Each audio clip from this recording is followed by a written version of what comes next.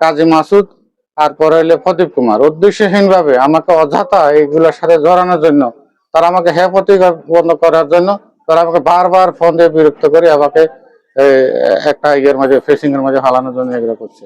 এবং টাকা পয়সাও তারা চাইছে, এবং আমি কিছু টাকাও কিন্তু ফাটাইছিলাম তাদের জন্য, প্রদীপ কুমারের জন্য অ্যাকাউন্টে, ওনার অ্যাকাউন্টে। ওনার সাথে কথা কাটাকাটি করি, অনেক অনেক কথাবার্তা কাটি। তারপরে উনি অনেক কিছু এগিয়ে মেশিন করি, তারপরে আমার নামে মিথ্যা অপপ্রচার চালাচ্ছে। আমি এটা আপনাদের, এবং ওনারা তো টাকা পয়সা অনেক দাবি করছে আমার কাছে। আমি বললাম যে দোকান তো এটা আমার একা না, এটা হলো বাজারের ব্যবসায়ীরা, ক্ষুদ্র ব্যবসায়ী, সাধারণ ব্যবসায়ী, ওনারা এখানে দোকান করে, এটার ছেলে মেয়ে বউ বাচ্চা এটার উপরে চলে। আমি তো একা এটা কোনো কিছু করতে পারবো। তাদের সাথে আমাকে 3টা বাজে ফোন দিয়ে বলে যে ভাই, জাহাঙ্গীর ভাই আপনাকে হরিচর আসতে পারবেন একটু? আমি কেন, কি জন্য ভাই? কয় না আপনার সাথে একটু কথা আছে। আমি 11টা বাজে আবার 11টার পরে আবার ফোন করছে, ফোন করে ভাই আপনি তো আসলেন না, না আসলে কিন্তু আপনাদের ক্ষতি হইবে। 6 নং ফেরুল দক্ষিণ ইউনিয়ন সাংগঠনিক সম্পাদক মোহাম্মদ জাহাঙ্গীর আলম। সরকার ক্ষমতা আসার পরে সরকার যখন খাল খননের পদক্ষেপ নেয় তখন আমরা সরকারকে স্বাগতম জানাই, এবং আনুষ্ঠানিকভাবে এই খালটি খননের উদ্বোধন করেন এবং দোসারি সুরে, এবং আমাদের কৃষি মন্ত্রী এবং আমাদের এমপি মহোদয় মোবাশ্বের আলম ভূঁইয়া সাহেব সহ উনি আসেন, এবং খাল খননের কাজটি অতি সুন্দরভাবে ওনারা করিয়েছেন। আমরা সহযোগিতা ওনাদেরকে করেছি। এবং বাজারের পাশাপাশি আসার পরক্ষণে তখন আমরা বাজারে নিয়ে একটু কথা বলছি যে স্যার, এমপি মহোদয়কে আমরা অবগত করি, ইউনি মহোদয়কে অবগত করি, বিএডিসিদেরকে অবগত করি যে আমরা বাজার রক্ষার সাথে একটু তাদের কাছে আমরা একটু সহানুভূতি দেখাছি অথবা চাইছি। তারা যদি খাল খননে যদি লাগে তারা খাল খনন করবে, আমরা কোনো খাল খনন নিয়ে কোনো বাধা সৃষ্টি করিনি। খাল খননের কাজ অব্যাহত আছে, খাল খননের কাজ চলতে আছে।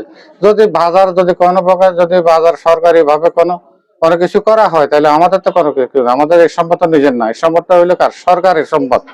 আমরা সরকারের সম্পদের উপর স্থাপনা করি, ব্যবসা বাণিজ্য করি, আমাদের ছেলে মেয়ে যে বউ বাচ্চা নিয়ে জীবিকা নিয়ে করতেছি, এবং তাদেরকে নিয়ে পরিবার নিয়ে আমরা চলতেছি। এখন সরকারি খাল সরকার খনন করবে, বিএডিসি খনন করবে, ঠিকাদার খনন করবে, তাতে তো আমার বাধা নাই। মাসুদ সাংবাদিক এবং হইলো কাজী মামুন, তারপরে হইলো প্রদীপ কুমার, ওনারা গত 2 দিন আগে আসে, 3 দিন আগে আসি মনে হয় যে মঙ্গলবার বুধবারে আসলো দুপুর 2টা বাজে আসি। ওনারা কি বলছে, ওনারা পরিদর্শন করে খালটা দেখেন এবং দোকানগুলা দেখেন, ফটো উঠে নেন, ভিডিও করে নেন। আমার সাথেও দেখা হয়েছে আমাদের সাংবাদিক রশিদ ভাই, ডুরিয়া বিষ্ণুপুর, তারপরে আমাদের বাজারের সেক্রেটারি, ওনারা সব বসে চা খাইয়ে ওনাদের সাথে আপ্যায়ন করে ওনারা কথাবার্তা বলে আমরা ওনার সাথে কুশল বনে ওনারা চলে যায়। পরক্ষণে প্রদীপ কুমার আমাকে 3টা বাজে ফোন দিয়ে বলে যে ভাই, জাহাঙ্গীর ভাই আপনাকে হরিচর আসতে পারবেন একটু? আমি কেন, কি জন্য ভাই? কয় না আপনার সাথে একটু কথা আছে। আমি বললাম ঠিক আছে যাবো, তাহলে কখন আসবেন? আমি বললাম যে রাত্রে যাবো আর কি, বাদেশা যাই না। পরক্ষণে আবার নেক্সট টাইম আবার 1 নম্বরে 70 নম্বরে লাস্ট নম্বরে আবার ফোন দিছি, আমি যেতে পারি না। এরপরে আবার দিনের 11টা বাজে আবার 11টার পরে আবার ফোন করছে, ফোন করে ভাই আপনি তো আসলেন না, না আসলে কিন্তু আপনাদের ক্ষতি হইবে। তা আমি চিন্তা করলাম এখন আমাদের ক্ষতি কি? এটা তো আমি কোনো কিছু বুঝতে পারি, কেন আমাকে যাইতে বলতেছে? আমি আর গেলাম না, না যাওয়ার কারণে এটা নিউজ করেছি। আমার নিউজে তো কোনো সমস্যা না, কিছু যায়ও আসে না। আমি এটা নিয়ে কোনো সাংবাদিকের সাথে কোনো বাগবাতরা করি না, কোনো কিছু কথাও বলি নাই। না বলার পরিপ্রেক্ষিতে কাজী মাসুদ আমাকে রাত্রে ফোন করে, 11টার পরে ফোন করে বলে যে জাহাঙ্গীর ভাই আমার নাম জাহাঙ্গীর ভাই। আমি বললাম জি। আমি কি ইউনিয়নের কি, আপনাকে বিএমপি করেন? আপনার কি দোকানে বাজার আছে, দোকান আছে? আমি বললাম যে জি ভাই, এত প্রশ্ন আমার কেন করছে? আপনি তো গতকালকে আসলেন, আসে আমরা দেখে গেলাম সবকিছু, এরকম ভিডিও করে নিলেন, আপনি তো সবকিছুই জানেন। দোকান কয়টা আছে? আমি ভাই এটা আমার কেন জিজ্ঞেস করতে আছে? আমি কাল্লে আসলেন, আমি কাল্লে আপনার সাথে গতকালে কথা বললাম, আপনি নিউজ করলেন, তাতে কোনো সমস্যা হয় না।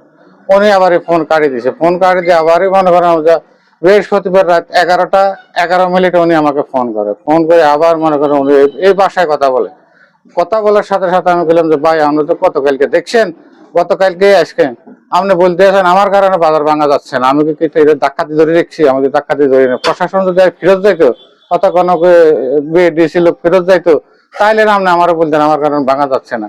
আপনি আমাকে কেন দায় করতে আছেন? আমি এইসব কথা বলি, ওনার সাথে কথা কাটাকাটি করি, অনেক অনেক কথাবার্তা কাটি। তারপরে উনি অনেক কিছু এগিয়ে মেশিন করি, তারপরে আমার নামে মিথ্যা অপপ্রচার চালাচ্ছে।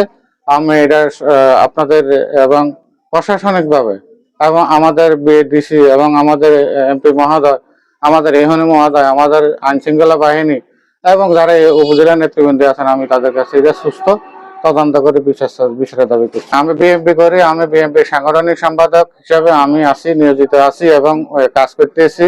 তারা তো পরিকল্পিতভাবে এটা আমাকে হেয় প্রতিপন্ন করার জন্য তারা আমাকে বারবার ফোন করে মনে করেন যে ডিস্টার্ব করছে। ডিস্টার্ব করার কারণে আমি মেজাজ ঠিক থাকতে পারি না, বিধায় আমি বলছি যে এটা কি সম্বাদে ওনাদেরকে বাপা জায়গা নি, আর আমাকে নিষেধ করছি যে ভাঙা দেন, আমাকে নিষেধ করছে। সরকার চাইলে সরকার যে কোনো মতে ভাঙতে পারে, আমার তো কোনো সমস্যা নেই, সরকারের বিষয় রাখতে আর আমি ন্যায়ের পক্ষে সবসময়। আজ থেকে মনে করো আমি রাজনীতি করি 37 বছরের ভিতরে, আমি ন্যায় নীতির ভিত্তিতে আমি সামাজিকতা করি, ন্যায় নীতির ভিত্তিতে আমি আছি।